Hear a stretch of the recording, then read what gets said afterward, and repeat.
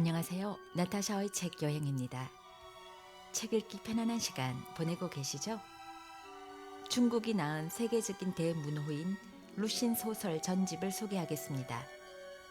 이 책 뒷표지에는 이렇게 쓰여 있습니다.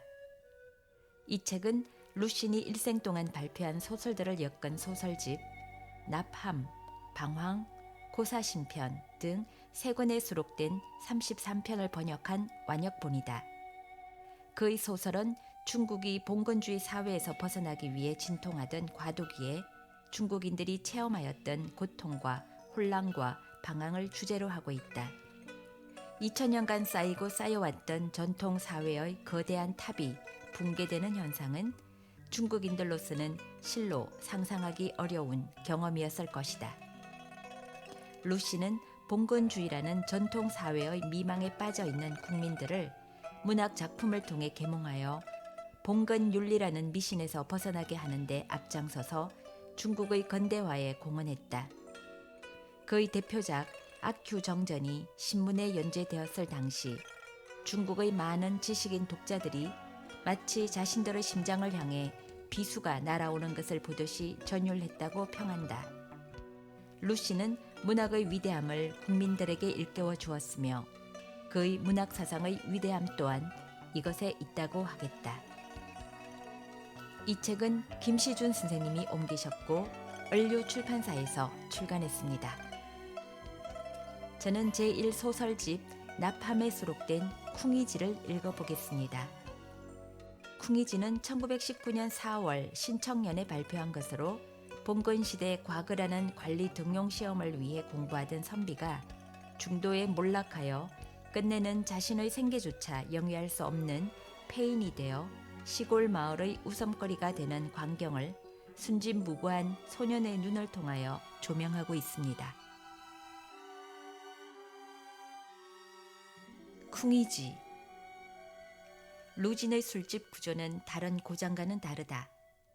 기역자 모양의 큰 목로가 길을 향해 있고 목로 안쪽에는 언제든지 술을 데울 수 있게 더운 물이 준비되어 있다. 점심이나 저녁 무렵이면 일을 마친 노동자들이 언제나 동전 4입을 내고 술 한 잔을 사서 마신다. 이것은 20여 년 전의 일이고 지금은 한 잔에 10립으로 올랐을 게다. 그들은 목로 바깥에 기대서서 따끈히 데운 술을 들며 쉬곤 했다.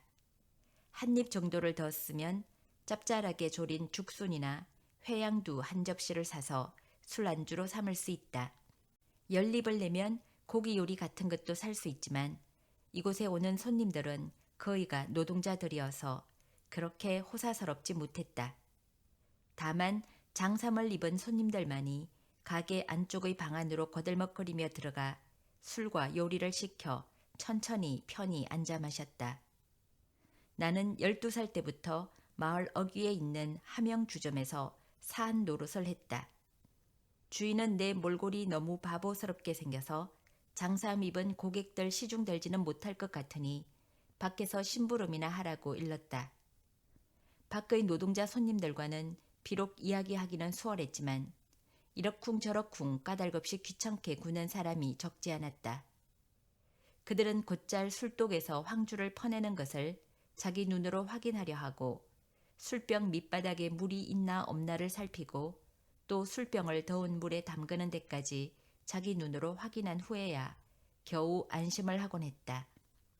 이렇게 엄중한 감시하에 술에 물을 타기란 여간 어려운 것은 아니었다. 그렇게 며칠이 지나자 주인은 나보고 이런 일 하나 똑바로 못한다고 책망을 했다. 다행히도 나를 추천해준 사람과 친분이 두터워 나를 내쫓지는 않았지만 대신 줄창 술만 데우는 변변찮은 일로 바꾸었다. 나는 그 후로 하루 종일 목로 안에 서서 내 일만을 하게 되었다. 별다른 실수는 없었지만 너무 단조롭고 지루했다. 주인은 험상궂은 인상이었고 단골 손님들도 성깔이 좋지 않아서 길을 펼 수가 없었다. 오직 쿵이지가 가게에 올 때만은 몇 번 웃을 수 있었기 때문에 지금도 잘 기억하고 있다. 쿵이지는 서서 술을 마시는 사람들 중에서 장삼을 입은 유일한 사람이었다. 그는 키가 훤칠하게 컨데다가 창백한 얼굴을 하고 있었으며 주름 사이에는 상처 자국이 떠나지 않았고 희끗희끗한 수염은 마구 흩어져 있었다. 입은 옷이 비록 장삼이긴 하나 더럽고 너덜너덜하여 십몇 년 동안 꿰매기는커녕 세탁도 한 일이 없는 것 같았다. 그가 사람들에게 하는 말은 온통 지호자야를 붙인 알쏭달쏭한 문어 투성이었다. 그는 성이 쿵가였으므로 사람들은 섭자책에 나오는 상다른 쿵이지라는 알쏭달쏭한 문구에서 별명을 따가지고 그를 쿵이지라고 불렀다. 쿵이지가 가게에 나타나기만 하면 술을 마시는 손님들은 모두 그를 보고 놀렸다. 어떤 사람이 쿵이지, 자네 얼굴에 또 새 상처가 늘었군 하고 소리치면 쿵이지는 대꾸도 없이 목로 안쪽에 대고 따끈한 술 2잔하고 회양두 1접시라고 하면서 10전짜리 9개를 늘어놓았다. 사람들은 또 일부러 더 소리 높여 말한다. 자네 또 남의 물건을 훔친 게로군. 쿵이지는 눈을 부릅뜨면서 대답한다. 왜 또 터무니없이 남의 청렴을 더럽히려 하는고. 청렴이라고? 내가 엊그제 이 2눈으로 똑똑히 보았는데 자네가 허시댁의 책을 훔치다가 들켜 거꾸로 매달려 매맞고 있는걸? 쿵이지는 금방 얼굴이 새빨갛게 달아오르더니 이마에 펄은 힘줄을 세우면서 열심히 변명을 한다. 책을 훔치는 건 도둑질이라고 할 수 없지. 책을 훔치는 건 독서인이 하는 일이 어떻게 훔치는 것이 될 수 있나. 그리고는 잇따라 알아듣기 어려운 말들, 즉 군자는 원래 가난하느니라 라느니 무슨 이리오 등의 문자를 써서 가게 안의 모든 사람들을 크게 웃게 만들었다. 그러면 가게 안팎은 유쾌한 분위기로 가득 차곤 했다. 사람들이 뒤에서 수군대는 말에 의하면 쿵이지는 원래 글을 읽는 선비였으나 끝내는 공부를 계속하지 못했으며 게다가 생계를 이어가는 방법도 몰랐다고 한다. 이렇게 되자 갈수록 더욱 가난해져서 구걸할 지경까지 몰락했다고 한다.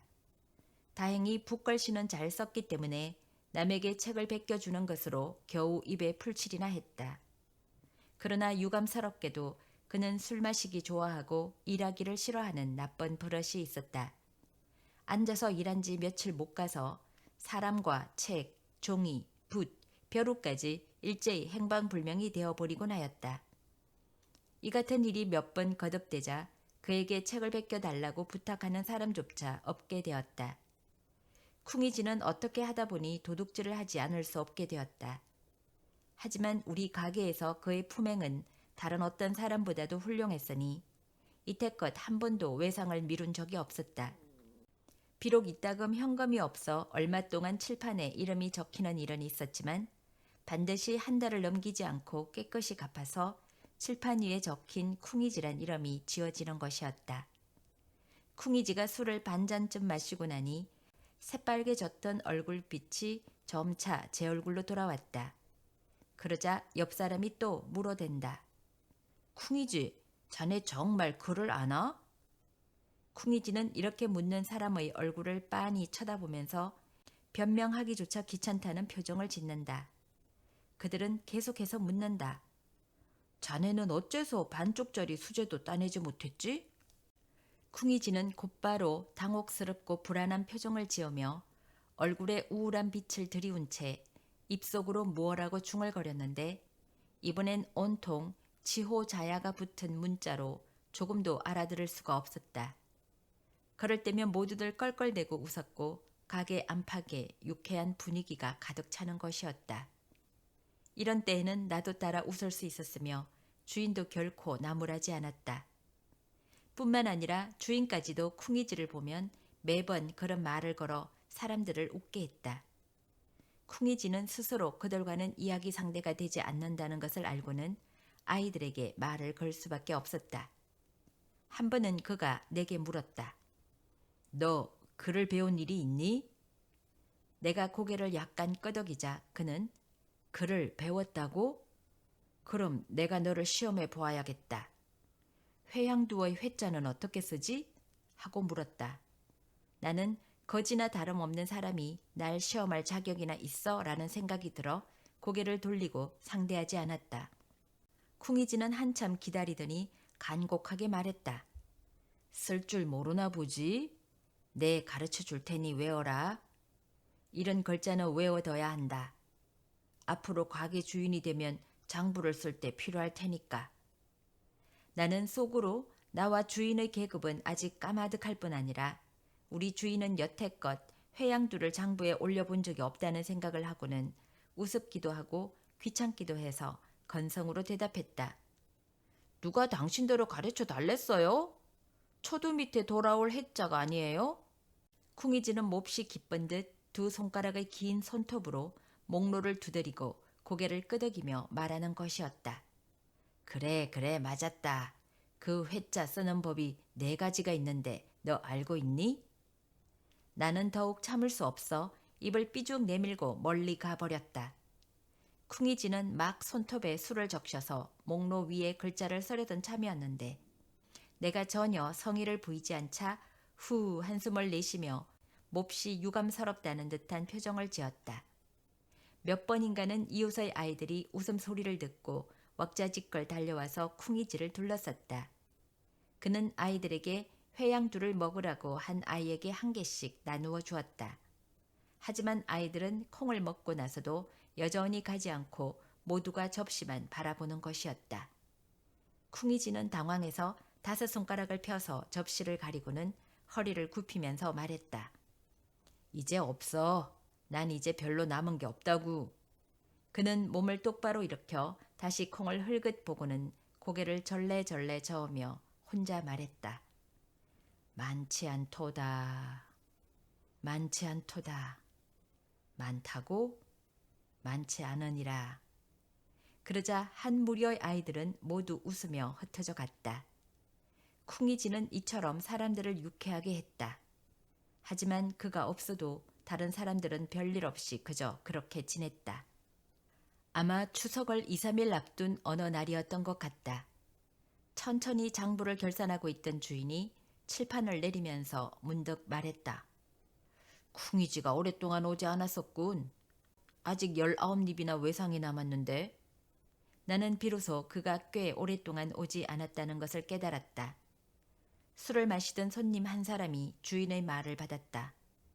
그자가 어떻게 오겠나? 다리가 부러졌는데. 주인이 깜짝 놀라 되물었다. 그래요? 그자는 여전히 도둑질을 하고 다녔어. 이번에는 정신이 나갔지.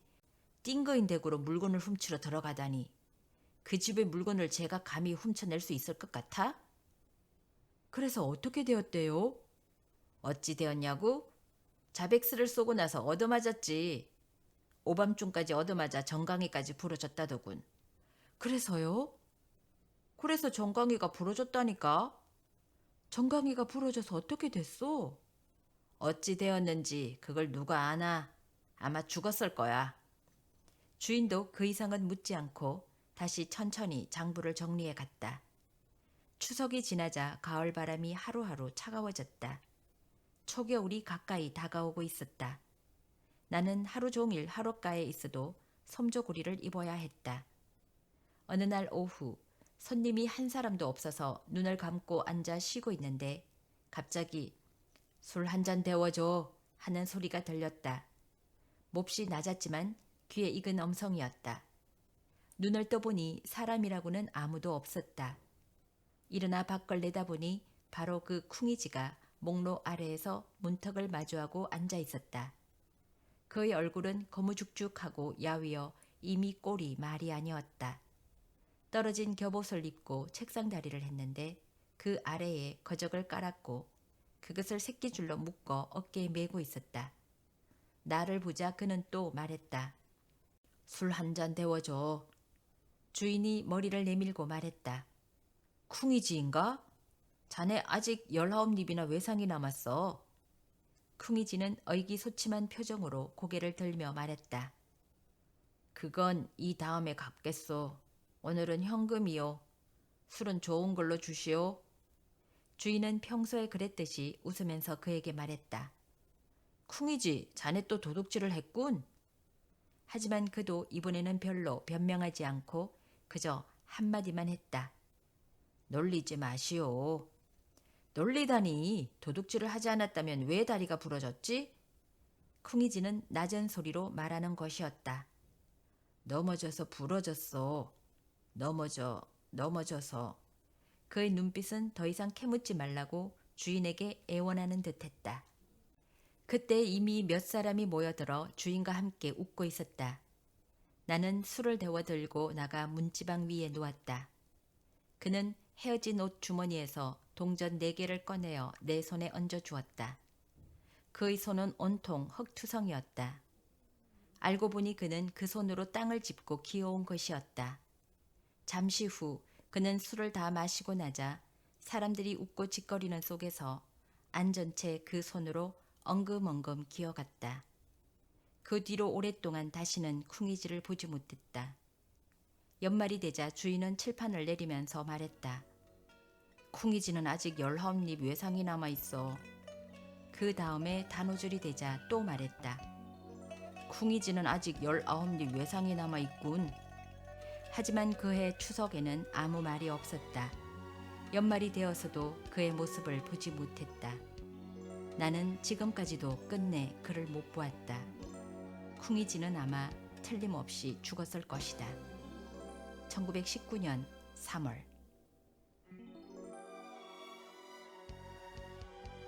지금까지 나타샤의 책 여행이었습니다.